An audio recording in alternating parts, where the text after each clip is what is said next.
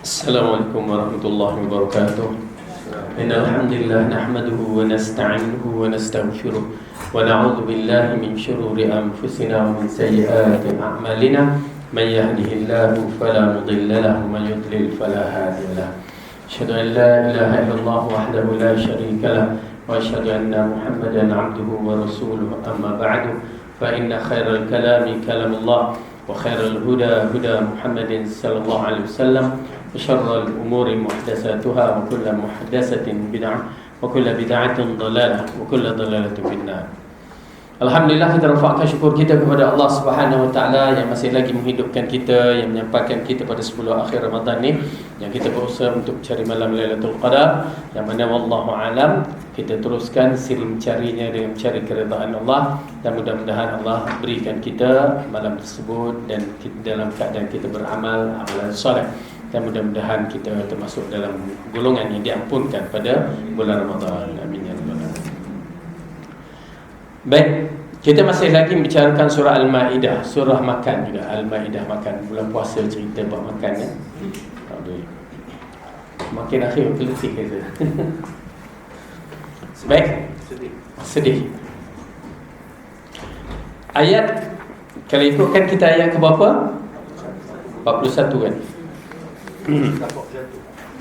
Kita masih lagi bincangkan ayat 41.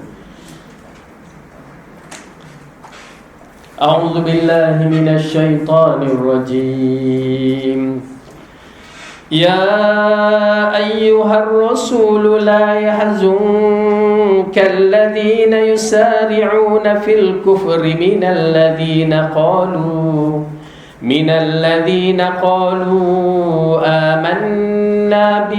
آمنا بأفواههم ولم تؤمن قلوبهم ومن الذين هادوا سماعون للكذب سماعون لقوم آخرين لم يأتوك يحرفون الكلم من بعد مواضعه يقولون إن أوتيتم هذا فخذوه وإن لم تؤتوه فاحذروا ومن يرد الله فتنته فلن تملك له من الله شيئا أولئك الذين لم يرد الله أن يطهر قلوبهم لهم في الدنيا خزي ولهم في الآخرة عذاب عظيم. Wahai Rasul, janganlah hendaknya kamu disedihkan oleh orang-orang yang bersegera memperlihatkan kekafirannya, yaitu di antara orang yang mengatakan dengan mulut mereka kami telah beriman, padahal hati mereka belum beriman, yakni orang munafik. Dan juga di antara orang-orang Yahudi yang amat suka mendengar berita-berita bohong dan amat suka mendengar perkataan-perkataan orang lain yang belum pernah datang kepadamu. Mereka mengubah perkataan-perkataan Taurah dari tempat-tempatnya.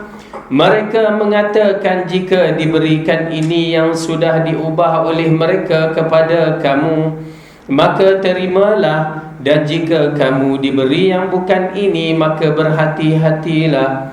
Sesiapa yang Allah menghendaki kesesatannya, maka sekali-kali kamu tidak akan mampu menolak sesuatu pun yang datang daripada Allah. Mereka itu adalah orang-orang yang tidak hendak menyucikan hati mereka. Mereka beroleh kehinaan di dunia, dan di akhirat mereka beroleh seksaan yang amat besar. Baik, dalam pelajaran yang lepas kita telah mengupaskan, menerangkan beberapa perkara dalam ayat ini berkaitan orang-orang munafik menjadi ejen kepada Yahudi.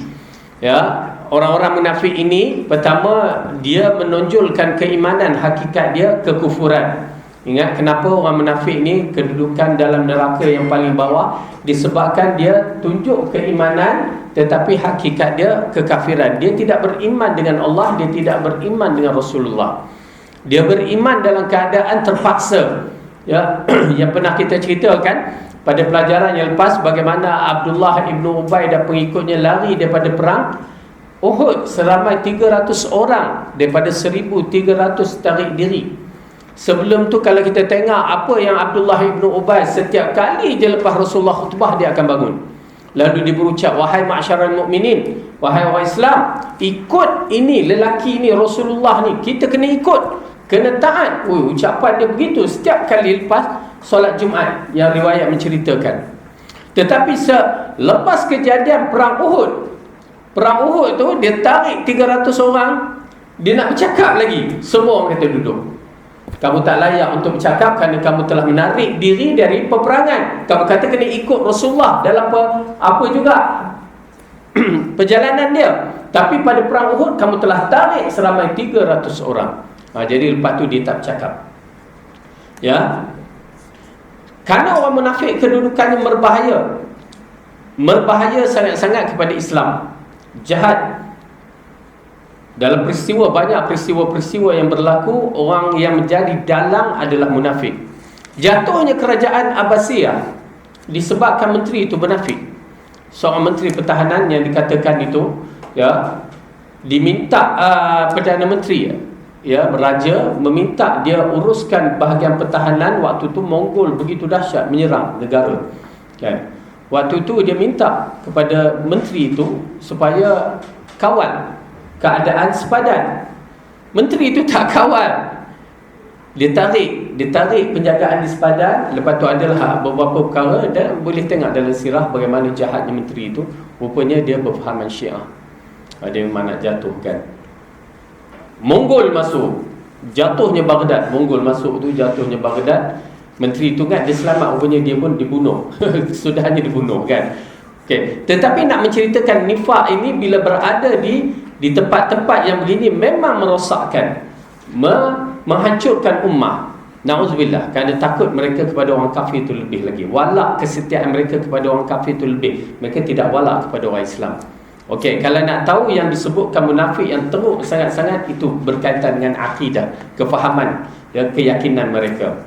Ada pun sifat-sifat yang disebutkan dalam hadis, bila berdebat dia melampaui batas, bila berjanji dia tak tepati, bila bercakap dia, itu sifat-sifat yang, ialah kita tak kata kecil lah, tak, memang sifat munafik, tetapi tidak seberat sifat yang asal tu, ya. Na'udzubillah. Dan dalam ayat ini di Allah menceritakan melalui tafsir Ibnu Katsir, menceritakan bagaimana mereka dipergunakan oleh orang Yahudi, ya, supaya kamu hukum Taurat ni, dia waktu itu Taurat ada lagi, ya, Injil ada lagi, tetapi semuanya telah diubah. Cerita-cerita atau hukum hakam dalam Taurat tu telah diubah oleh tangan-tangan orang yang tak bertanggungjawab ni. Dalam kitab Injil pun diubah. Namun kita bila bicara Yahudi dalam bentuknya adalah kitab Taurat, ya, kitab Taurat itu telah diubah oleh ulama-ulama Yahudi. Ini jahat ulama-ulama mereka, dan kita takut ulama-ulama kita pun berkelakuan yang begitu. Kerana muncul segelintir, ya, alim ulama manusia ke masyarakat kita telah mengubah ayat-ayat Allah mengikut tafsir. Dia tak boleh ubah Quran ni, memang tak ada siapa yang boleh ubah, kerana Allah telah memberi jaminan, inna nahnu nazzalna dzikra wa inna lahu lahafizun. Jadi kami dah turunkan Al-Quran, kami yang menjaga. Maka kita akan menyaksikan Al-Quran, insya-Allah takkan siapa yang dapat ubah sampai kiamat. Ini di antara janji Allah, kemunculan. Itu pasal kemunculan para hafiz Quran itu main peranan untuk menjaga Al-Quran sebenarnya. Okey. Cuma itulah bimbingan para hufaz tu yang kita perlukan. Kenapa setengah para hufaz dibimbing dengan cara yang tak betul, kepada khurafat, kepada tahyul, kepada benda-benda yang kita nampak seperti zaman dahulu, ya. Di kalangan orang hafiz ada yang jadi Mu'tazilah, orang hafiz jadi Qadariyah, Jabariyah, ada yang jadi Khawarij, dan oleh kerana itu perlu juga, walaupun nama hafiz, dia tetap perlu dimonitor supaya tidak lari daripada akidah Ahlussunnah wal Jamaah. Baik. Jadi mereka menggunakan orang munafik, mengambil hukum-hukum dalam Taurat tu supaya dipromotkan kepada Rasulullah. Dan dalam hadis kisah tu diberikan rasuah kepada mereka. Pasal mereka orang Islam kan, Rasulullah tak tahu mereka tu munafik. Rasulullah dalam peristiwa munafik ni ialah mengikut program wahyu, ada orang-orang yang Rasulullah kenali, sehingga diserahkan bab munafik kepada Abu Huzaifah Al-Yamani. Dia mengetahui rahsia orang munafik, siapa orang munafik. Jadi bila diberikan rasuah kepada orang munafik, mereka pun cuba promote kepada Rasulullah SAW dengan beberapa perkara supaya Rasulullah mengikut ketetapan undang-undang yang dalam Taurat. Itu yang pelajaran kita ceritakan. Apabila diserahkan berkaitan dengan bab zina, adakah direjam ke tidak, mereka tutup ayat tu supaya Rasulullah tak nampak. Tapi Abdullah ibn Salam menceritakan. Baik, secara kasar begitu kedudukan ayat ini. Allah menceritakan bahawa mereka ini adalah orang yang tidak dibersihkan hati mereka, dan di dunia ini mereka mendapat kehinaan, dan di akhirat mereka mendapat azab yang besar. Kemudian Allah berfirman, Samma'una lil kadhibi akaluna lihsuh fa in ja'uka fahkum bainahum aw a'rid anhum wa in tu'rid anhum falan yadurruka shay'a wa in hakamta fahkum bainahum bil qist innallaha yuhibbul muqsitin. Mereka itu adalah orang-orang yang suka mendengar berita bohong, banyak memakan yang haram seperti wang, sogokan dan sebagainya. Jika mereka orang Yahudi datang kepadamu untuk meminta keputusan, maka putuslah perkara itu di antara mereka, atau berpalinglah dari mereka. Jika kamu berpaling dari mereka, maka mereka tidak akan memberi kemudaratan kepadamu sedikit pun. Dan jika kamu memutuskan perkara mereka, maka putuskanlah perkara itu di antara mereka dengan adil. Sesungguhnya Allah menyukai orang yang adil. Baik, dalam ayat ini masih lagi membicarakan tentang hukum hakam di kalangan orang Yahudi yang mereka inginkan mengikut kitab Taurat. Namun begitu, disebabkan kitab Taurat telah diubah, akhirnya mereka cuba menyogokkan Rasulullah supaya mengikut cara Taurat yang telah mereka ubah. Namun begitu, Allah telah menurunkan ayat ini mengingatkan kepada Rasulullah SAW, jangan ikut apa yang mereka nak. Itu masalah kita ni, bila dia bab kuasa lah, bab kekuasaan ini ada satu benda yang perlu diteliti. Tabiat orang kafir sebelum dapat kuasa, dia lembut, dia baik. Tetapi bila dia dah dapat kuasa, dia tidak akan baik dengan orang Islam. Itu je kaedah yang boleh kita bagi tahu. Kerana semuanya terdapat dalam kitab, dalam Al-Quran, dalam surah Ali Imran. Ini pun kita akan bicarakan dalam surah Al-Ma'idah ni. Yang mana mereka sebelum dapat tu, mereka amat baik. Tetapi setelah dapat, kita akan saksikan, kerana jiwa mereka tak beriman dengan Allah. Itu je ambil. Mereka tak akan beriman, dan mereka tidak akan sama dengan kita. Cara kita memerintah pun, dalam keadaan mereka menyucuk dengan berbagai kita hadapi. Berbagai masalah kita hadapi, tertekan umat Islam. Itu semua perkara yang kena ambil perhatian bagi orang yang beriman. Itu asal wala' wal bara', kesetiaan kita kepada orang Islam tu kena ada dalam jiwa kita. Wala' wal bara', kesetiaan ini amat penting untuk menentukan perjalanan masyarakat kita, rakyat kita, orang Islam kita. Baik. Kemudian ayat ini apabila Allah menceritakan tabiat mereka suka mendengar cerita-cerita penipu ni, kita pun syok juga dengar cerita penipu. Nauzubillah. Ini di antara masalah teknologi moden yang sampai kepada kita, banyak cerita menipu. Baik. Apabila Allah menceritakan tabiat mereka ini yang suka mendengarkan kepada penipuan, dan amat suka mendengar perkataan-perkataan yang lain yang belum pernah datang kepadamu, cerita-cerita yang tak betul. Mereka adalah orang yang suka mendengar berita bohong, lepas tu banyak memakan wang yang haram, rasuah, dan juga wang riba. Okey, kerana mereka lah pengasas riba. Dalam sistem ekonomi kita, mereka adalah pengasas riba. Okey, jadi mereka oleh kerana pengasas itu pengasas yang besar, dan sistem bank kita sekarang pun semua sistem riba. Dahsyat ya, duit yang kita pegang pun ada unsur riba. Memang ada unsur riba pun agak berbahaya dalam bab-bab ini ya. Memang tidak dapat dilarikan, hanya Allah yang mengetahui.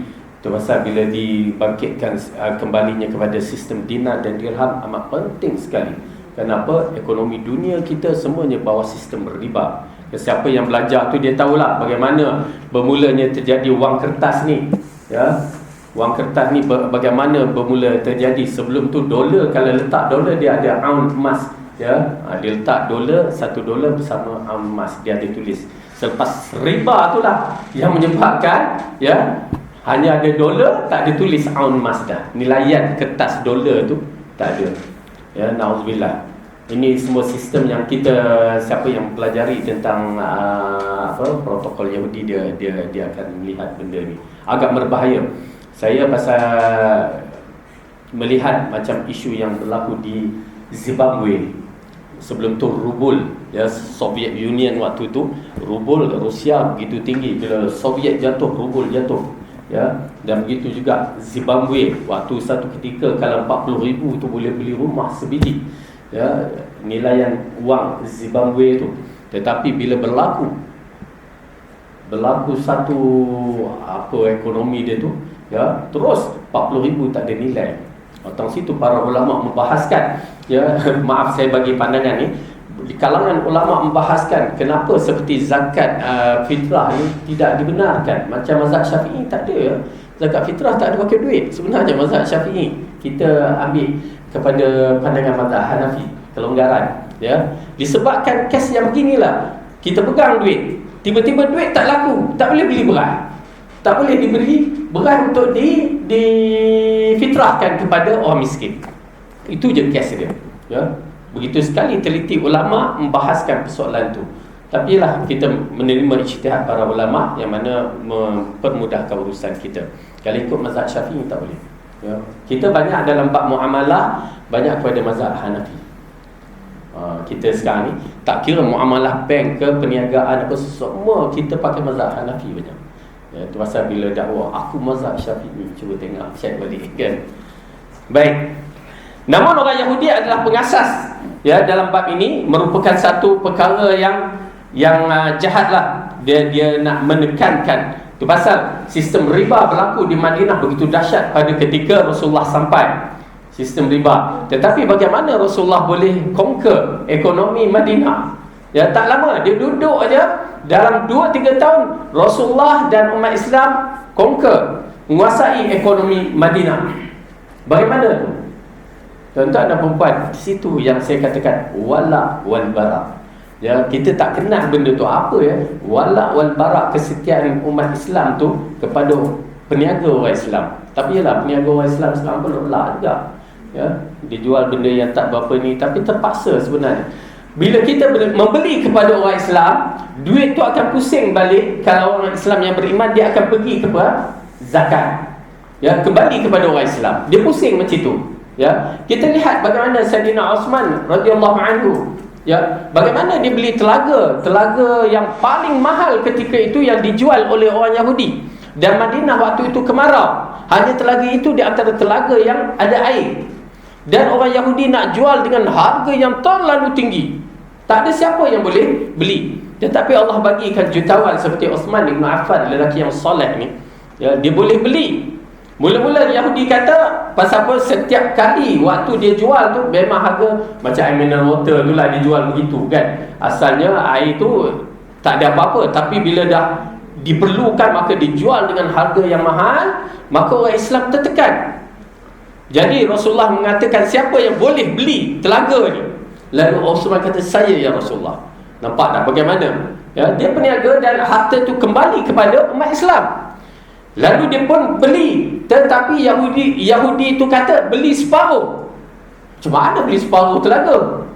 Ya, maksudnya kamu beli, tapi kita berkongsi dua hari. Macam hari Isnin aku yang jaga, hari Selasa kamu jaga. Maksud tu yang macam tu sekali Jadi asalnya dia yang Yahudi ni yang membeli milikinya, maka setiap hari orang nak beli kena beli dengan harga yang mahal, Maka disitulah datang Osman memainkan peranan. Maka okey, hari Isnin kamu berniaga, hari Selasa aku berniaga. Maka dia pun beli separuh, dia setuju. Maka hari Isnin orang Yahudi ni pun jual, kan? Pada permulaannya orang Islam pun tak tahu pun beli. Tapi bila hari Selasa, Sayyidina Osman menjual, tapi jual dengan Allah. Siapa yang nak datang ambil, kan? Maka di situlah setiap hari berubah. Setiap hari bila orang tahu Sayyidina Osman punya masa, jom kita datang. Maka di situ dia tidak menjual, dia bagi je kepada umat Islam. Bila berlaku macam tu, agak-agak orang Yahudi kan, orang Yahudi nak beli juga dengan kawan dia. Tak, kan? Tumpang juga dengan Sayyidina Osman. Di situlah pemilik telaga tu kata, tak boleh jadi ni Osman, kamu ambil semua. Dijualkan. Dan di situlah telaga milik umat Islam balik. Nampak tak? Dan telaga itu pernah disebut Sayyidina Osman sebelum dibunuh. Beberapa hari yang dia ditawan ataupun dikepung rumah dia tu oleh orang-orang yang jahat ni. Maka bila dia dikepung selama 40 hari, makan dan minum tak berikan kepada dia. Para sahabat cuba hantar, tak boleh. Sampaikan Sayyidina Ali, waktu itu berada di Kufah, dia arahkan Hasan, Husin pergi hantar makanan. Dikepung, apa yang ada di rumah itu yang dimakan, apa ada air itu yang diminum di rumah. Kita tak apa. Kalau zaman kita, kalau apa ni, darurat, rasanya setahun ada bekalan dalam rumah, kan? Penuh peti ais tu, kan? Tetapi zaman itu apa yang ada itu je yang dimakan. Lalu dia keluar kepala dia kepada umat Islam, wahai umat Islam, apa yang korang buat terhadap aku? Lalu terpaksa, ini di antara yang dia terpaksa ungkitkan. Kalau ikut dia tak nak ungkit apa-apa, tetapi terpaksa kerana keperluan asas minuman. Kenapa kamu menghalang daripada telaga yang aku beli untuk umat Islam dan meminumnya, sedangkan aku yang membeli di saat umat Islam memerlukan? Kenapa kamu halang aku dari meminumnya? Terpaksa cakap. Dan dia terpaksa ungkit lagi, kenapa kamu tidak memberi keamanan kepadaku? Sedangkan pada hari Rasulullah bertanya, siapa yang boleh menyediakan Jaisyul Usra, tentera di perang Tabuk tu, Jaisyul Usra, yang mana Sayyidina Osman dia bagi berapa? 700 ekor dan campur 700 ekor unta dan 300 ekor kuda perang. Dia bagi. Tetapi kenapa kamu tidak memberi keamanan kepadaku? Subhanallah. Terpaksa dia ungkit. Kalau ikut dia takkan ungkit. Sahabat bukan begitu. Tapi terpaksa kerana memerlukan keamanan, perlu makan dan minum. Okey, baik. Jadi ini di antara perkara yang kita lihat. Sayyidina Uthman di antara jutawan, ataupun Abdul Rahman Ibn Auf di antara jutawan, yang mana perniagaan itu kembali kepada umat Islam balik. Tetapi sayang, bila tidak ada wala' wal bara', akhirnya kita berikan kepada orang kafir segala harta kita. Okey? Na'udzubillah min dzalik. Itu pasal apa-apa pun kita bantu ekonomi orang Islam. Hak mana yang boleh lah. Itu kaedah dia.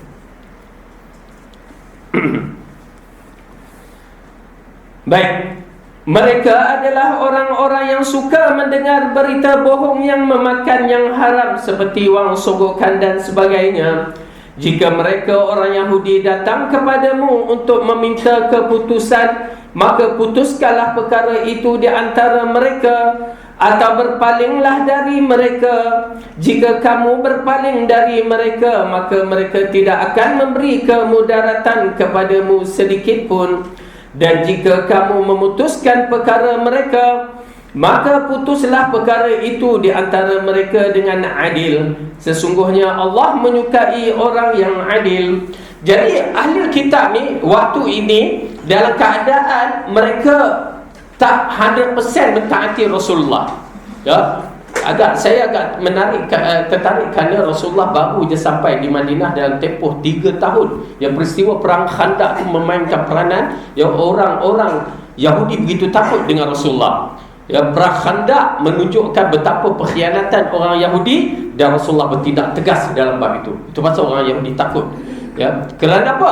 Kerana mereka tentera kafir Quraisy, ya, tentera bersekutu datang daripada arah depan dan Yahudi mengkhianati dari belakang. Orang Islam berada di tengah-tengah. Bayangkan bila-bila masa sahaja Allah akan boleh hancurkan. Ya. Orang orang tentera bersekutu ni berada di depan, yang di belakang Yahudi, dan bilangan tentera bersekutu begitu banyak, tentera Islam sedikit. Terpaksa di Madinah dahulu memang ada kota yang mana mereka meletakkan wanita-wanita di satu tempat, kanak-kanak satu tempat. Bukan senang, ya, bukan senang dalam keadaan perang sebenarnya. Tetapi dalam sejarah menarik sekali. Wanita-wanita di zaman itu juga jenis wanita yang kuat, berani. Ya, berani sungguh-sungguh. Yalah, waktu itu zaman yang mempertahankan keluarga apa semua. Bayangkan sewaktu dia meletakkan, dalam kisah tu dia meletakkan wanita-wanita dan dilantik berapa orang untuk jaga. Mereka jaga. Dan jaga bukan pegang pisau ke garfu, tak, pegang pedang. Salah seorang Yahudi cuba masuk, dua orang nak pergi, dia tahu tempat wanita ni, mereka nak tawan kawasan tu. Dia cuba masuk, dan salah seorang daripada muslimah ni, dia ternampak Yahudi tu tengendak nak masuk. Apa dia buat? Dia ikut dari bangunan tu, dia tengok. Okey, bila masuk dia jumpa satu lubang yang mana boleh masuk, kan? Bila jumpa satu lubang tu, Yahudi tu nak masuk, yang kawan dia pun ada tu, dia pun kalau lubang mana masuk dulu? Kepala ke kaki? Kepala dulu kan? Ya. Bukan kaki, kepala dululah nak masuk kan. Dia macam kucing, masuk kepala dulu. Bila masuk kepala dulu, apa berlaku? Dia pancung, perempuan tu pancung kan. Kalau kita menjerit, ya, kita pula orang perempuan ni sekarang ni menjerit, kan? Tapi ni dia pancung. Dah pancung, dia angkat kepala tu pula. Ya. Lepas tu dia buat apa? Dia ambil, dia tengok, dia pergi cari kawan yang tengah mengendak-gendak, dia campak kepala tu. Bila kawan tu tengok terkejut, cabut lari kan. Tu kedudukannya. Dan kalau tidak Allah bagi petunjuk kepada seorang lelaki menjadi Islam, beriman pada ketika tu, dia ni baik dengan kafir Quraisy dan baik dengan orang Yahudi. Dan lelaki ini mengisytiharkan Islam di depan Rasulullah dengan dikatakan, rahsiakan keislaman saya. Ya Rasulullah, rahsiakan, kerana saya baik dengan orang sana dan baik orang yang sini. Dan arahkan aku. Lalu Rasulullah arahkan, pecah belahkan mereka. Dia yang bawa berita. Sampai orang tentera bersekutu ni mengatakan, Yahudi telah khianat kita. Dia pergi bawa cerita pula kat orang Yahudi, katakan tentera bersekutu telah berkhianat dengan kawan.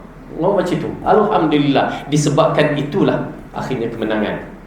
Habis perang Khandaq, Rasulullah nak letak pakaian, Jibril mengatakan, kenapa kamu nak meletakkan pakaian kamu? Pakaian perang. Para malaikat belum meletakkan pakaiannya. Pergi ke Bani Quraizah.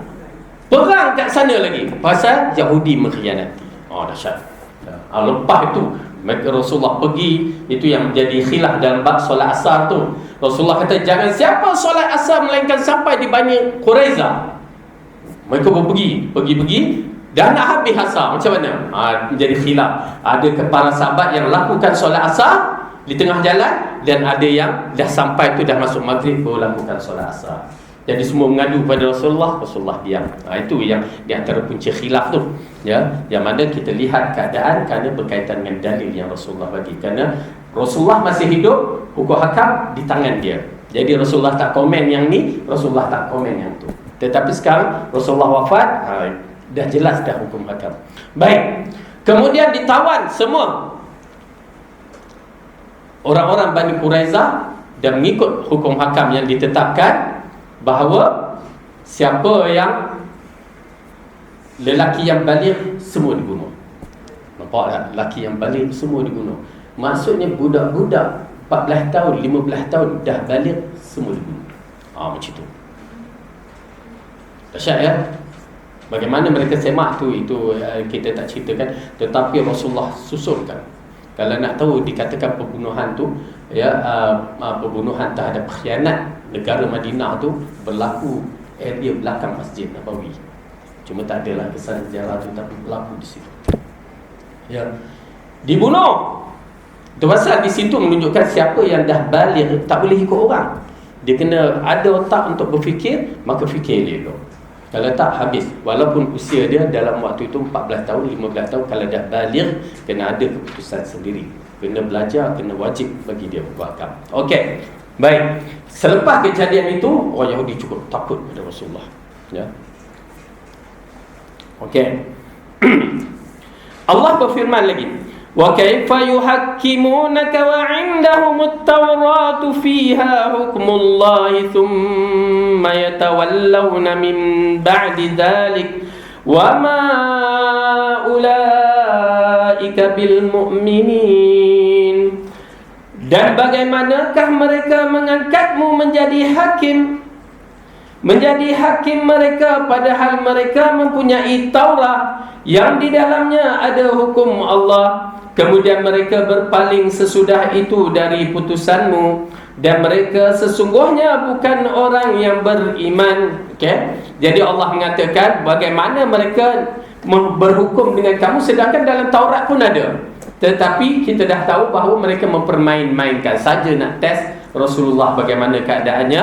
Ya, semuanya itu hanya hilah mereka, konon nak kembali kepada Taurat, tetapi sebenarnya untuk kepentingan peribadi. Kemudian Allah ceritakan ini di antara ayat yang amat penting untuk kita lihat.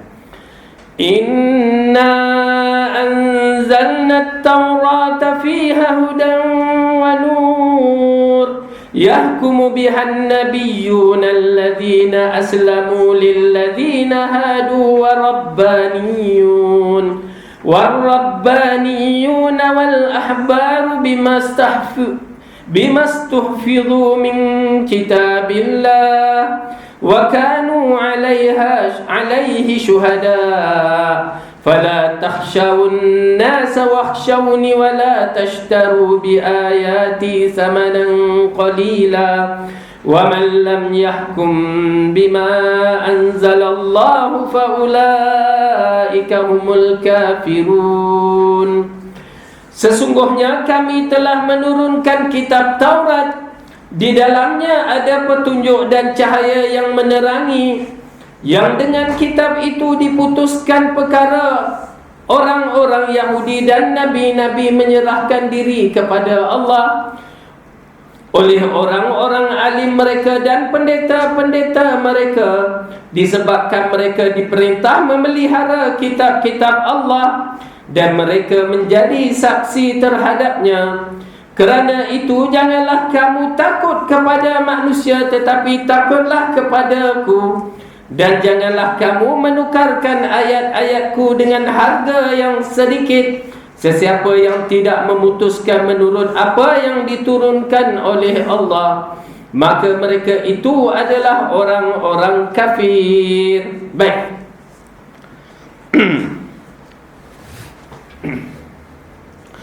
Dalam ayat ini Allah menceritakan bagaimana di kalangan orang-orang Yahudi yang telah diamanahkan tentang kitab Allah. Di antara kitab yang Allah turunkan, kita ada 4 kitab: Taurat, Zabur, Injil dan Quran. Yang lain suhuf pada Nabi Musa, dan suhuf kepada Nabi Ibrahim, dan juga dikaitkan dengan Nabi Syis. Okey. Baik. Jadi semua itu adalah hukum hakam yang mana terdapat petunjuk yang Allah tetapkan pada zaman tersebut, pada nabi-nabi tersebut. Kenapa? Para rasul yang diberikan kitab ini, maka dia menyampaikan seperti mana arahan Allah supaya menjadi petunjuk dan syariat-syariat di zaman itu. Okay, jadi syariat di zaman nabi-nabi dahulu berbeza dengan syariat kita.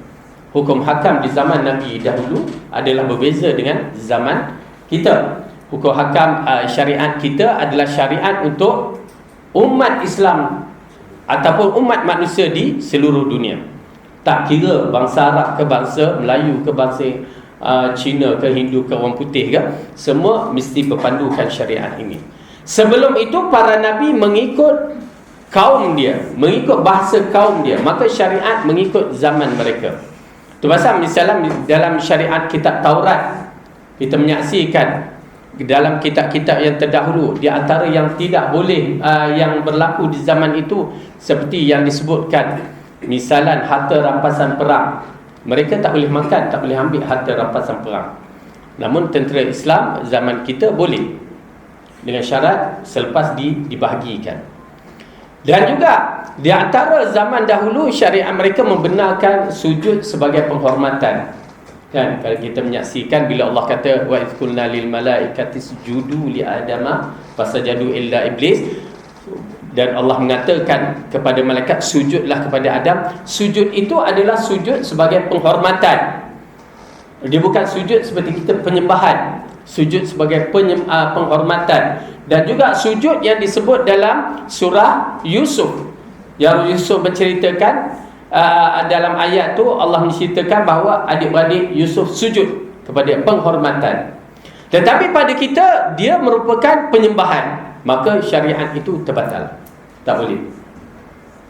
Syariat pada zaman tu dah tak dipakai, maka syariat kita, maka kita takkan sujudlah kepada orang. Sayang macam mana mak pun tidak dibenarkan sujud, ya, mak ayah kita. Tapi kita tengok masyarakat kita ialah kejahilan, sampai dia sujud kaki mak ayah dia.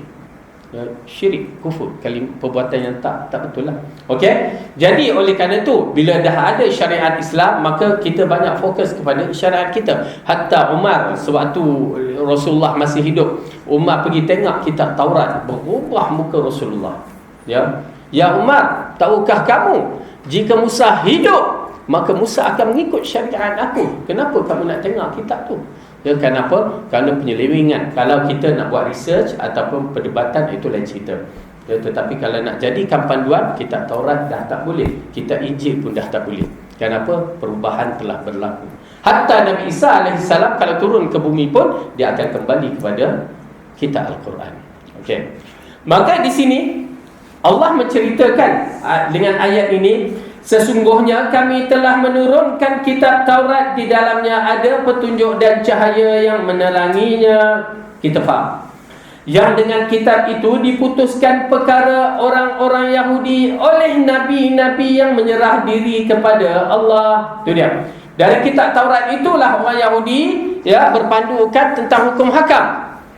Kenapa banyak nabi dikeluarkan untuk Bani Israel sampai Nabi Isa, maka kitab itu menjadi petunjuk. Kemudian barulah muncul kitab Injil. Kemudian Allah katakan lagi,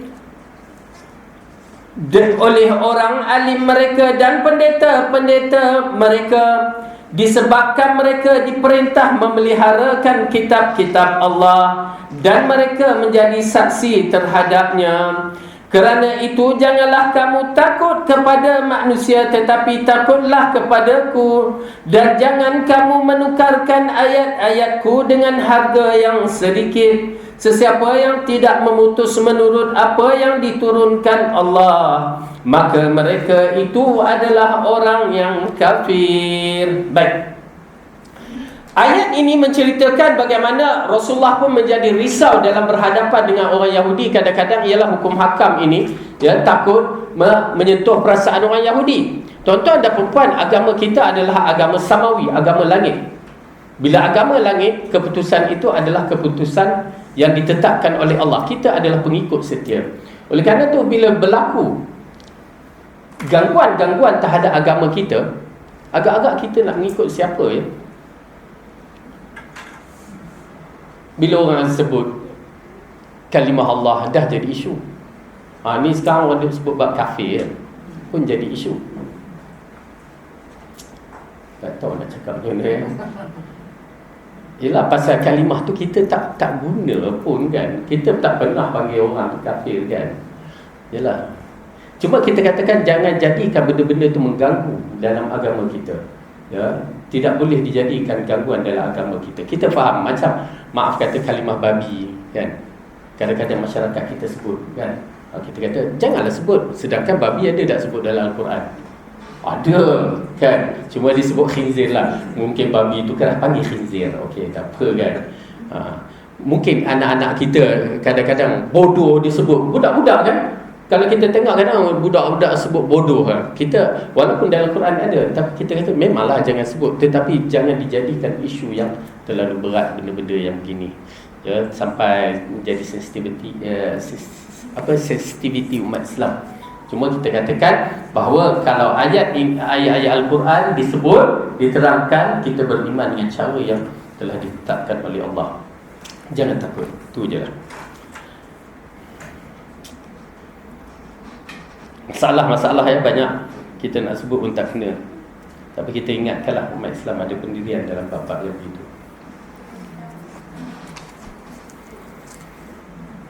Baik, cuma nak ceritakan dalam ayat ini Allah mengatakan kepada Rasulullah, fala takhshawun nas wakhshawni wala tashtaru bi ayati thamanan qalila. Janganlah kamu takut kepada manusia dan takutlah kepadaku, dan jangan kamu membeli ayat-ayat Allah dengan harga yang murah. Okey, ini berkaitan dengan ahli kitab yang membeli ayat-ayat Allah, menggunakan ayat-ayat Allah dengan harga yang murah. Ya, dia menukarkan ayat-ayat Allah, dia bagi pendapat, dia ikut orang. Itu pasal kadang-kadang kita tak suka. Kenapa menjadi masalah bila kita berada di atas pintu pemerintah misalnya? Ya, kenapa ulama-ulama menyifatkan siapa yang berada di pintu pemerintah dia akan berbahaya dalam hukum hakam? Kenapa? Kerana kadang-kadang bila kita berada di pintu-pintu orang yang besar ni, orang tu nak minta hukum dan bersesuaian dengan dia.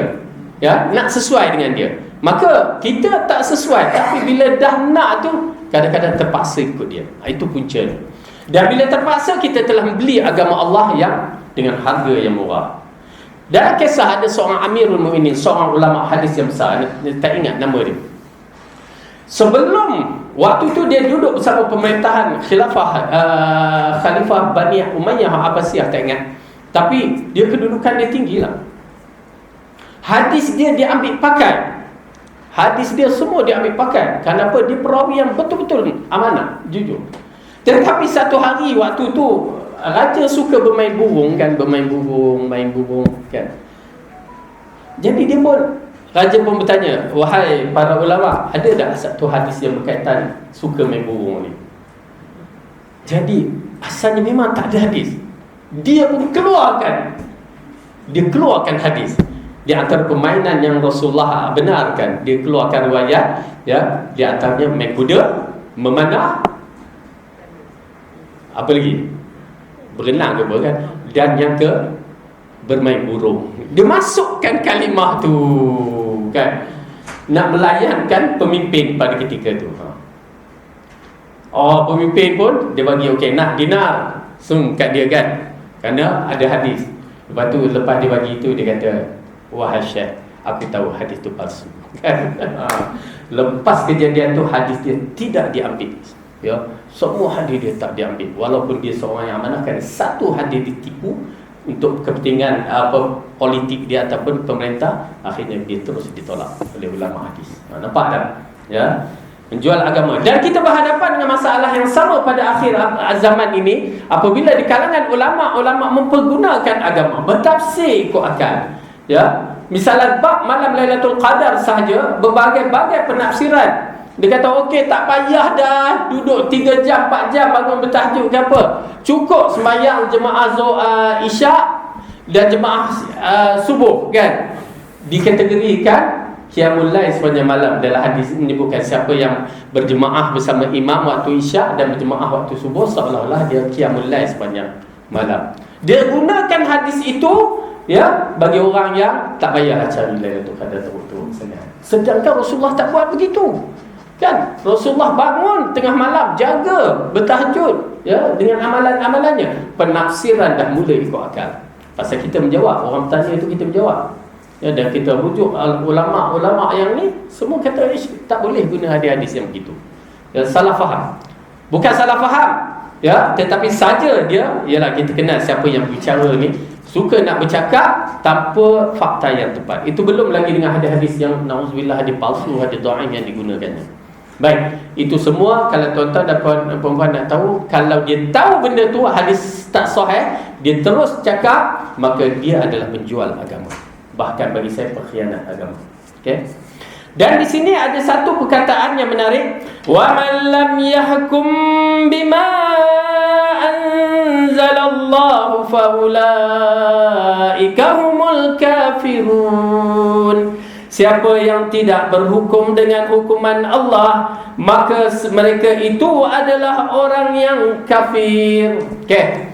Ini kalimah yang amat penting yang perlu kita lihat. Tuan-tuan dan puan, cuba tengok ayat yang sebelum tu, selepas itu ayat 45 pada akhir ayat tu pula, wa man lam yahkum bima anzalallahu faulaika humudz zalimun. Siapa yang tidak memutuskan perkara menurut apa yang diturunkan Allah, maka mereka itu adalah orang-orang zalim. Orang zalim pula, lafaz sama ni, yang akhir tu je, zalimin, atas tadi kafirin. Dan kalau tengok ayat yang ke-47 tu, faulaika humul fasiqun. Fasik pula, ayat sama bentuk dia. Di sini amat penting untuk kita ketahui. Baik, kenapa saya tekankan? Kerana inilah yang berlaku pada golongan Khawarij. Golongan Khawarij, dia terus mentafsirkan siapa yang tidak menghukumkan dengan hukum Allah, maka orang itu kafir. Okey? Maka dia mengkafirkan pemerintah Islam secara umum. Semua, kamu dari Saudi ke, daripada Jordan ke, daripada Malaysia ke, Indonesia, yang mana tidak menghukumkan hukum Allah, maka kamu kafir. Nampak tak? Alhamdulillah kita belajar hari ini, insyaAllah kita akan saksikan apa qaul yang dikatakan oleh para ulama dalam bab ini. Ya. Adakah orang yang tidak menghukumkan hukum Allah ini terus kafir? Ini kalau orang itu pasal macam orang yang belajar harfiah, ya, dia tidak boleh terus mengajar tafsir. Dia akan berhadapan dengan masalah macam inilah. Nampak ayat ni terus kata siapa yang tak hukum dengan hukum Allah, maka dia kafir. Maka kerajaan kita kafir. Itu dia kata, ya. Maka kerajaan kita kafir. Kerajaan mana lagi? Semua kerajaan Arab tu boleh kata semuanya kafir. Kecuali Saudi. Itu pun Saudi orang Khawarij tu, ya, terus kafir. Dia kafirkan terus. Ui, kena pula dengan ada konsert apa semua kan. Lagilah dia mengkafirkan. Pasal saya tengok wawancara seorang lelaki ni yang memang Khawarij, na'udzubillah, ya. Khawarij gila Arabnya. Waktu temu ramah tu, ya, dia ditahan kerajaan Saudi. Ditanya, apakah pendapat kamu umat Islam seluruhnya?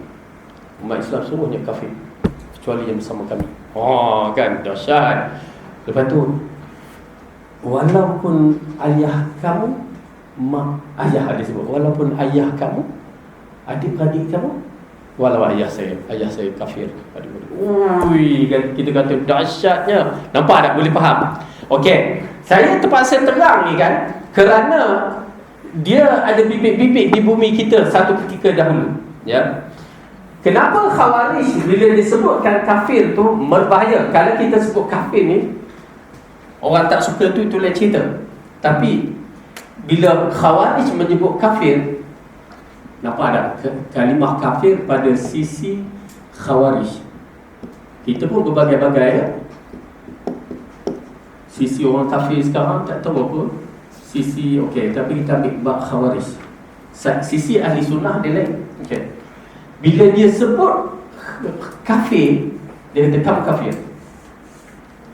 Satu sifatnya, orang tu boleh dibunuh. Okey. Orang yang tak orang yang dikatakan kafir itu boleh dibunuh. Yang kedua, harta boleh dirampas. Yalah, boleh dirampas.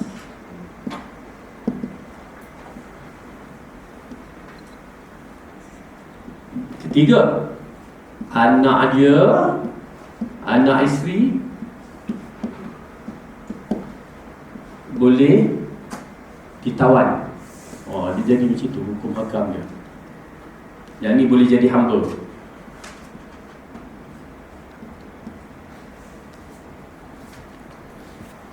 Kita tak ada di zaman, kita tak faham tu pasal kita tak ni sangat. Tahu tak? Saya terpaksa cerita kerana masalah ni adalah masalah Khawarij yang ada. Kita tak perasan, tapi ada. Pasal dia pernah berlaku dalam tahun 2000 di antara kemuncak. Maaf kata, tapi ialah pasal akhbar pun ada bercakap.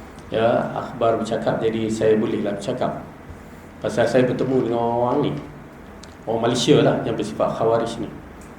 Kalau pernah dengar golongan KMM, Kumpulan Mujahidin Malaysia, ya, satu. Dan Daulah JI, Jemaah Islami, itu satu. Daulah Islamiah, oh ini semua ganah-ganah ni, ya. Dan mereka cuba merampas Malaysia. Itu semua adalah artikel surat khabar, cuba cek lah kalau. Sewaktu di antara perkara di zaman, okay, saya cerita ya, pengalaman ni ya, saya berhati-hati dalam bab ni kerana saya menentang mereka, jadi agak berhati-hatilah kita. Pasal pernah satu perdebatan, saya berdebat dengan mereka. Pertama sekali saya ingat Hari Raya tu datang ke rumah orang tu, dia terus pertanyaan dia, "Ana nak tanya entah." Apa dia? Waktu tu Tun Memerintah, Tun Mahathir, adakah Dr. Mahathir itu kafir ke tidak? Terus direct macam tu. Uish, kata kita nak mengata orang kafir ni, bukan kita yang menghukum orang tu. Ya, alim ulama yang menghukum, bukan kita. Saya cuba kupaskan. Tak, ana tak nak dengar kupasan minta tu. Ana nak tanya, dia kafir ke tidak? Dahsyat ya. Bila kita berbicara dengan Khawarij, dengan orang awam, dia lain sikit. Kalau bila kita bicara dengan Khawarij, bila kamu tak kafirkan orang yang kafir, maka kamu kafir, maka boleh dibunuh. Tu dia. Tu pasal bila kita bicara tu amat berhati-hati. Walaupun di Malaysia ni tak sekeras di negara Arab. Kalau silat-silat negara Arab kita kata tak kafir, dia pancung kita depan pantu je. Oleh kerana tu saya agak berhati-hati bila nak berbicara dengan orang yang macam ni. Ya. Anda tanya dia, anda kata anda bukan jenis nak mengkafir. Anda kalau ada bukti-bukti, entah bagi bukti bagaimana kekafiran. Jadi perdebatan, majlis raya jadi perdebatan. Tak meriah dia waktu tu kan. Satu. Ya, nampak tak macam mana dia terus nak kafirkan. Dan di antara sifat Khawarij, dia mengkafirkan pemerintah. Mudah mengkafirkan pemerintah. Kalimah yang keluar kafir. Yang ni memang kalau nak larang kena. Kafir. Lepas tu munafik, fasik, zalim. Ini 4 kalimah memang selalu disebut. Ya. Jahat. Okey. Itu satu. Kemudian yang kedua, ini saya bagi tahu pengalaman ya. Pengalaman saya berdepan dengan mereka. Mereka tahu saya orang Pakistan, yang belajar Pakistan. Dengan orang Pakistan ni semua yang semangat-semangat kan. Boleh diikuti, boleh ditarik tak? Kita belajar, mereka bukan belajar pun. Ya, sebahagian mereka tu bukan belajar, pergi masuk Afghan apa semua, dia balik bawa fikrah tu. Okey, kemudian yang kedua, mereka melihat kabair, dosa-dosa besar ni adalah mengekalkan seorang tu dalam neraka. Bagi kita tidak. Ya, peminum arak tak kekal kalau dia bertaubat. Bagi mereka tak ada istilah taubat di situ. Ya. Dan kalau orang yang melakukan zina atau apa-apa, itu dosa besar, tak dinafikan. Okey. Baik. Waktu tu tahu berapa ya? Ada Sukasi. Sukom. Ingat? 98. Lebih kurang macam tu kan. Commonwealth, Sukom, Commonwealth lah. Okey. Benda ni dah dikeluarkan artikel dalam surat khabar saya terbaca yang disebut oleh Wam Zulkifli. Dia buka cerita ni. Oh, saya kata ada juga dia punya. Tahu tak apa mereka nak buat? Grup-grup Khawarij ni. Mereka cuba nak letakkan bom pada tiap-tiap stesen LRT menuju ke Bukit Jalil. Ya, mereka cuba. Pada saya baca artikel Peguam Zulhul, betul ya, tetapi tak jadi disebabkan apa? disebabkan kecekapan polis Malaysia. Tu dia kata. Dia cerita betul-betul. Saya pun dapat tahu selepas dia pun nak buat rancang. Saya kata kau orang gila kan. Okey, lepas tu tak apa. Apa berlaku lagi?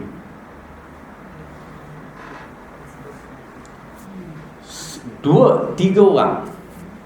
Ini kumpulan ni dia di mana tu? Apa ke nama? Kat Kerala, Puchong Perdana. Grup ni dah kena serbu, dah kena tangkap dah banyak. Kumpulan ni muncul 3 orang. Kononnya dia nak berkhidmat pada grup dia. Apa dia buat? Nampak tak? Pemikiran kafir ni dia begitu keadaan. Bagi mereka, orang kafir boleh dibunuh, harta mereka boleh dirampas. Nampak tak? Minda mereka macam mana? Okey. Semua harta orang kafir bagi mereka halal. Dan bank halal. Okey, boleh faham tak? Dia anggap harta bank halal. 3 orang muncul, pergi nak rompak bank dekat PJ. Ya, keluar surat khabar, semua keluar dari surat khabar. 3 orang ni muncul, anak-anak Melayu kita yang berfikiran khawarij ni nak rompak bank. Kenapa? Bank halal. Harta dia, harta riba yang boleh dirompak. Oh pula, riba adalah haram, rompak pun halal. Masya Allah kan? Tak, bagi mereka halal.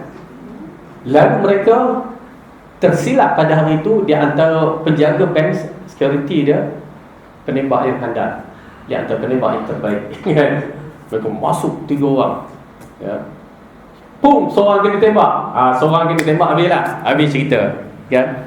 Seorang kena tembak dan seorang lagi dia dua lagi terlepas, ya.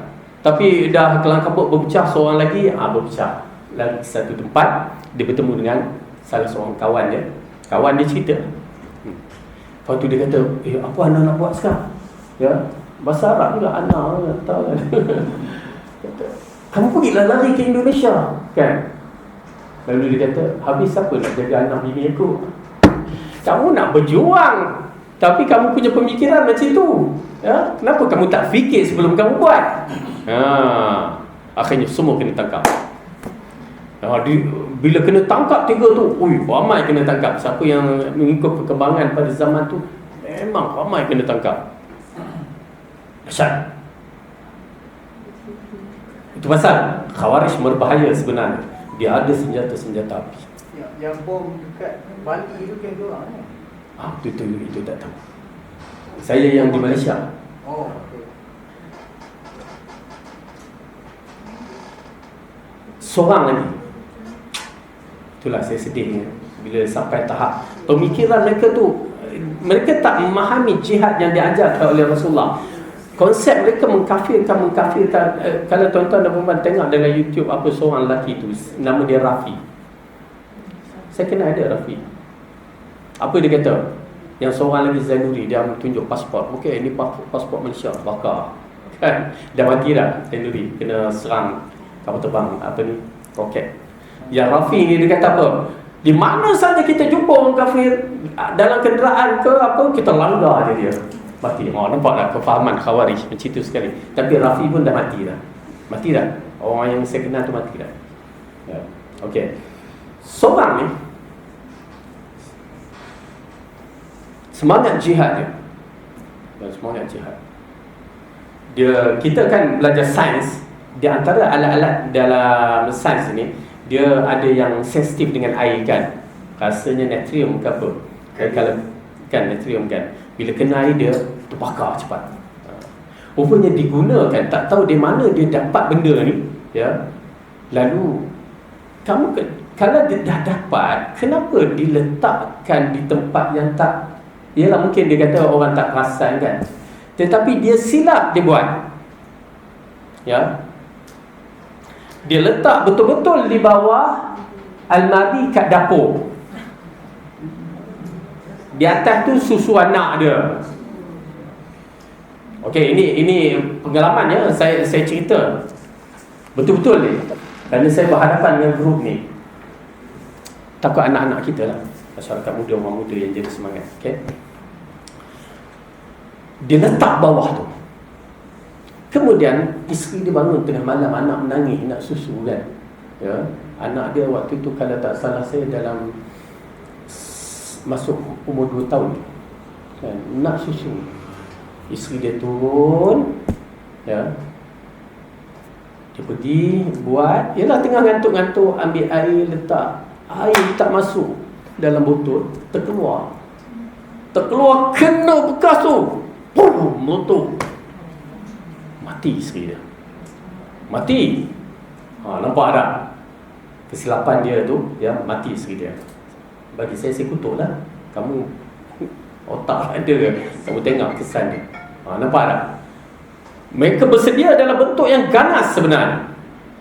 Lepas tu ada di kalangan mereka pula, ya, dia letak, itulah macam mana perancangan mereka buat tu, letak bom di rumah mak ayah mereka. Saya kata, kamu ni gila ke? Nak bunuh mak bapak kamu ke? Cerita pula kat kita. Itulah. Saya kata, kamu gila. Saya memang lawan. Mereka tahu saya lawan mereka. Tapi itulah. Ya. Akhirnya, yalah, dia dengar cakap kita kan.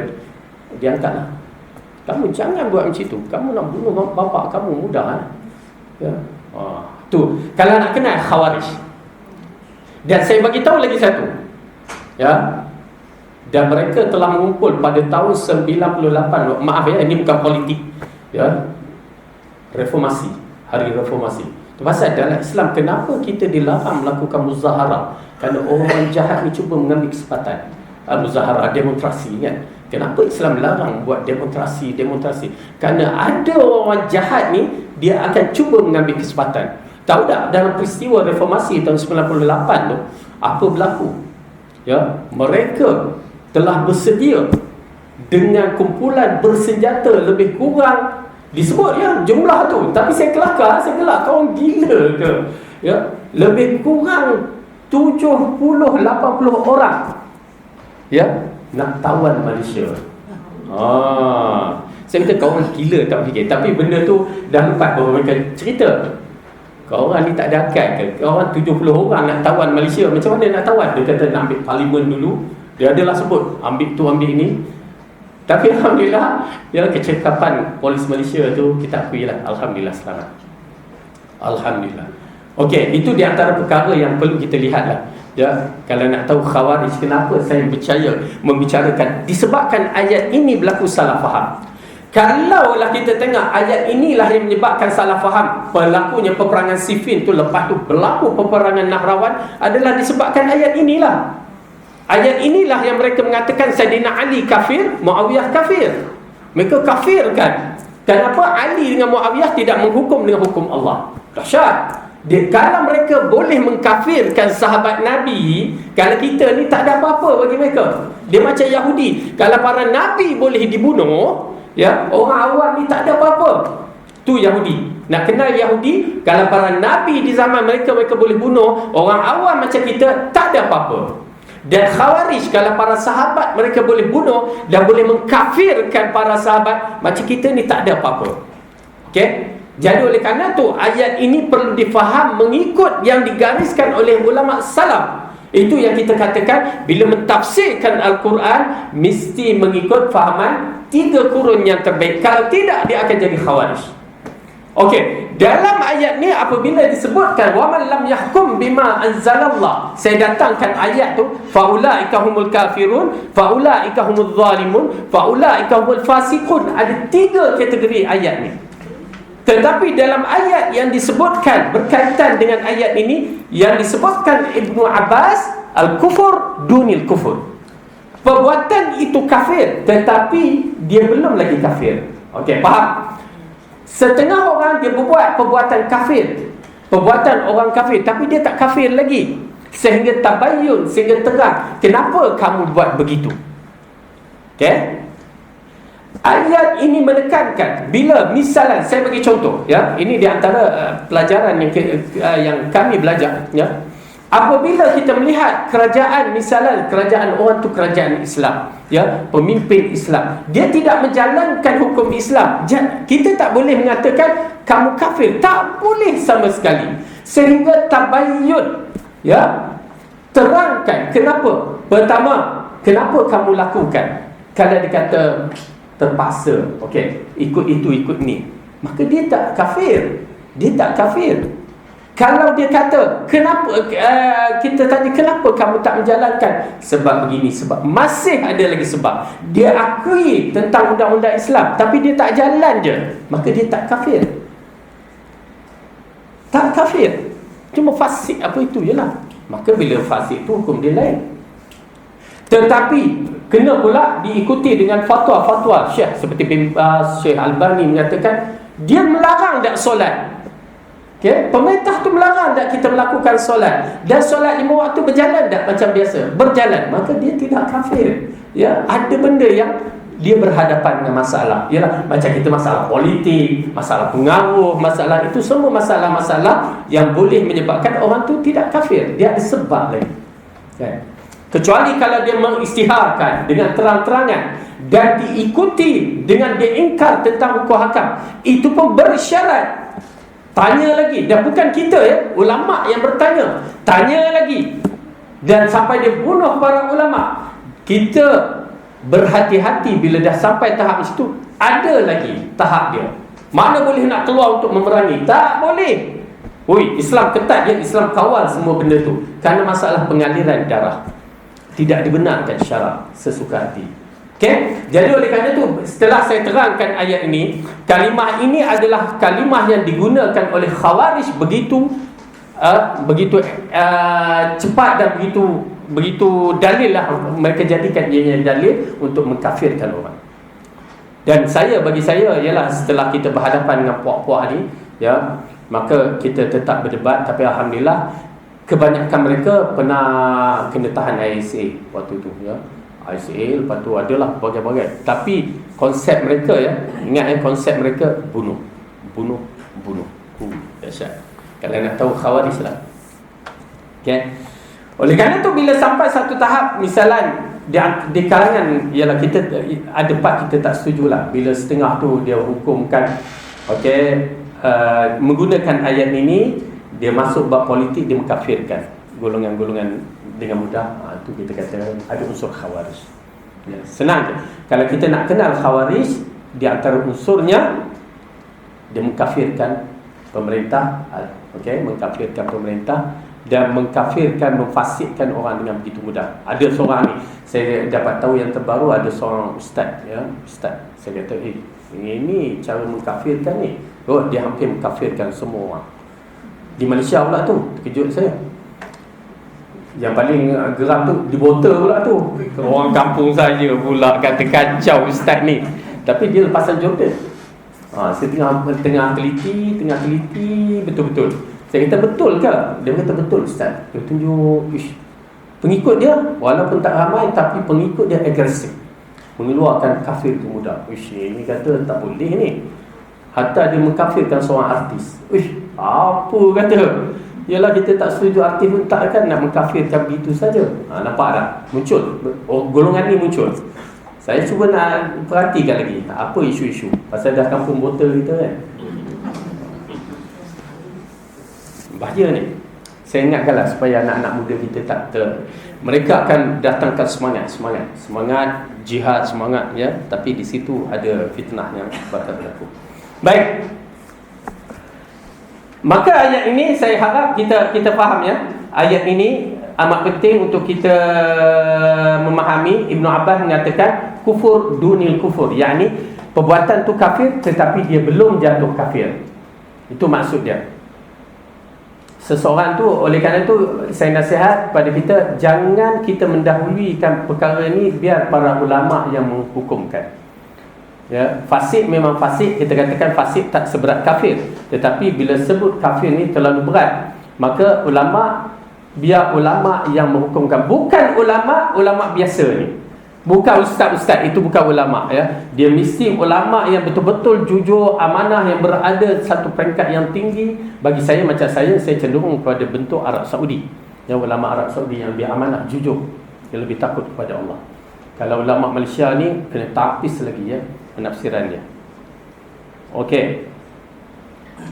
Kemudian wa katabna alaihim fiha anna an-nafsa bin-nafsi wal-'ayna bil-'ayni wal-anfa bil-anf wal-anfa bil-anfi wal-udhuna bil-udhuni was-sinna bis-sinni wal-juruha qisas faman tasaddaqa bihi fahuwa kaffaratul lah wa man lam yahkum bima anzalallahu faulaika humudz zalimun.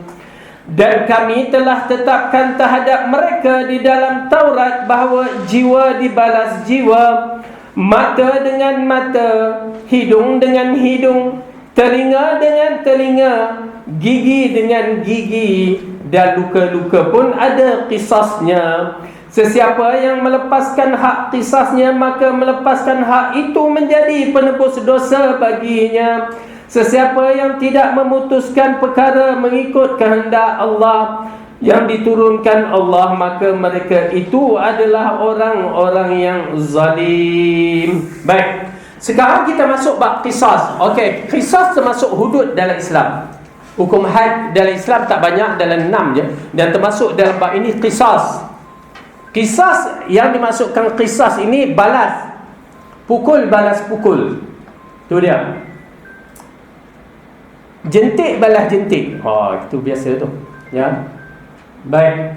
Dalam ayat ni menceritakan di antaranya bunuh balas bunuh. Tu qisas. Lepas tu berkaitan kalau mata balas mata, yang ni tercongkil mata orang tu, ya, maka dicongkil mata orang. Okey. Kemudian kalau hidung dengan hidung, terputus hidung orang tu, maka dihukumkan putus juga hidung orang tu. Orang yang buat tu. Telinga dengan telinga, gigi dengan gigi. Okey? Itu dia qisas. Dalam Islam qisas ada. Ya, bunuh balas bunuh. Tetapi apabila Allah sebutkan dalam ayat ni, faman tasaddaqa bihi fahuwa kaffaratul lah, sesiapa yang melepaskan hak qisas itu, maka melepaskan itu menjadi penebus dosa baginya. Maksudnya, kalau dia misalnya pernah terjadi kan di zaman dahulu dan juga di tanah Arab pun begitu berlaku, ya. Bila dia bunuh bapa budak tu kan, bapa keluarga tu, maka dia ditangkap dan dihukumkan, dan hukum balas bunuh. Dia kes bunuh balas bunuh dalam bentuk yang disengajakan. Okay. Maka bila nak bunuh pun ditanya lagi. Ya, dah saat-saat genting tu dah letak orang tu nak dibunuh, ditanya lagi, ya, kepada keluarga dia. Mahkamah dah settle lah. Jadi keluarga dia nak bunuh dah. Kalau ada 4 orang adik-beradik dan keluarga tu ditanya, ya, nak bunuh. Kalau kata bunuh, tiba-tiba seorang kata tak, dia jatuh tak. Nampak tak? Ya. Bila seorang kata saya maafkan dia, bila sebut saya maafkan, saya automatik hukum akan berubah. Ini bab qisas, ya. Bab qisas hukum akan berubah. Hukum had dia tak boleh berubah. Walaupun mahkamah dah putuskan boleh bunuh, tetapi datang seorang anak kata saya ingatkan awak, takut kepada Allah lepas ni, takillah, ya, saya maafkan awak dan jangan buat lagi. Terus, ya, pengampunan bagi keluarga dia terus dapat 100%. Allah ampunkan. Itu dia sistem dalam qisas. Itu pasal tuan-tuan dan perempuan, kalau kita buat di bumi kita ini qisas, ya. Ini yang disebutkan qisas bila berlaku di Al-Qantarah. Dia ketuk aku balas di muka akhirat. Kan? Kenapa tak maafkan? Ketuk aja, kan? Kita digalakkan memaafkan. Kenapa? Memaafkan itu memberi satu perjalanan yang begitu cepat untuk memasuki syurga. Inilah qisas. Kalau pukul balas pukul. Kita boleh pukul dia? Boleh. Nak pukul? Boleh. Nak lepas geram misalnya, yang pukul kamu kan, boleh, tak jadi masalah. Tetapi kalau kita maaf, lagi besar pahala.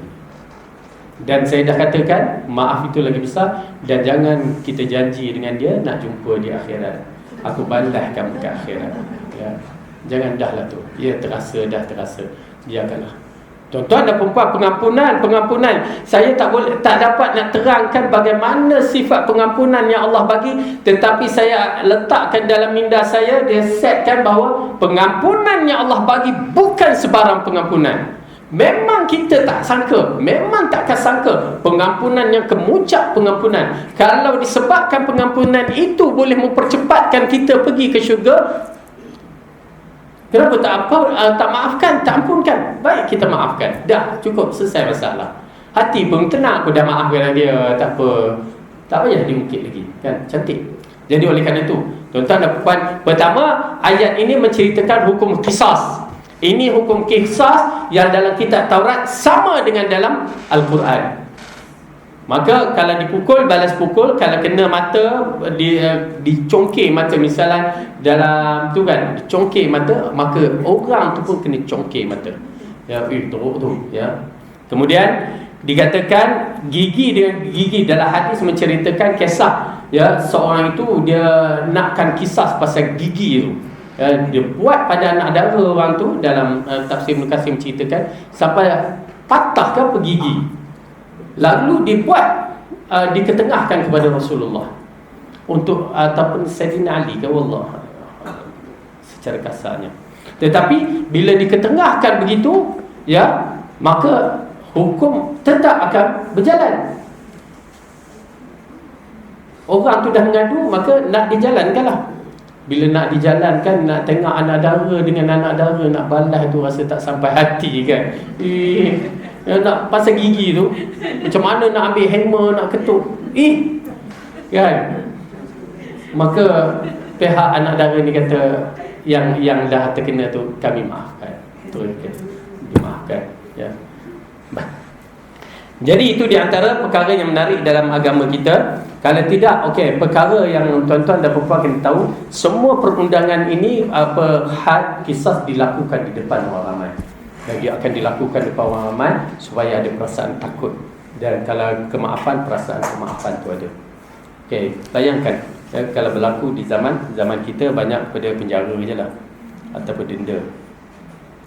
Okey, kemudian ayat tu mengatakan wa man lam yahkum bima anzalallah fa ulaika humuz zalimun, ya. Siapa yang tidak berhukum dengan hukum Allah, ya, maka mereka itu adalah orang yang zalim. Maka di sinilah menunjukkan tahap-tahap pun ada tahap. Zalim tidak seberat kafir, ya, tetapi kalau dah sampai tahap kafir ini yang menjadi isu.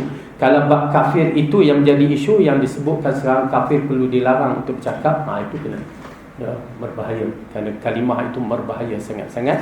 Kerana kalau ini i'tiqad bagi Khawarij, kalau ini i'tiqad dia, maka kalimah itu tidak boleh disebut. Kerana Khawarij ganas. Okey. Jadi wallahu alam, kita berhenti kat sini dulu. Suara pun tak ada. Okey, ada apa soalan? Ustaz. Ya. Macam yang kompensasi kan, bunuh. Lepas tu macam ada itu hukum kena ikut hudud lah. Kalau macam di US ada kes yang anak dibunuh oleh orang kafir lah. Lepas tu dah masa dalam mahkamah tu, ayah dia maafkan pembunuh tu. So macam mana tu, Ustaz? Okey. Okay. Kira dia apa, besarlah dia punya pengorbanan. Ya, maafkan besar. pembunuh. Besar sangat-sangat. Ya, bahkan kadang-kadang dalam peristiwa tu juga boleh menyebabkan orang boleh masuk Islam. Itulah dia tu ada apa, semua orang macam respect dia lah, dapat. Ya, betul. Bukan senang. Ya. Dia maafkan, besar tu pahala dia. Okey. Okey, ada apa lagi? Baik, kalau tak ada apa, kita tutup majlis. Kita akan dan saya doakan semoga kita dapat Ramadan ini sebaik-baik yang mungkin, dan kita cubalah kulun Lailatul Qadar. Dan siapa yang ada beriktikaf, teruskan, dan siapa yang belum beriktikaf, cubalah dapatkan iktikaf. Mudah-mudahan Allah terima amalan kita. Wallahu a'lam bishawab. Aqulu qawli hadza wa astaghfirullah li wa lakum. Assalamualaikum warahmatullahi wabarakatuh.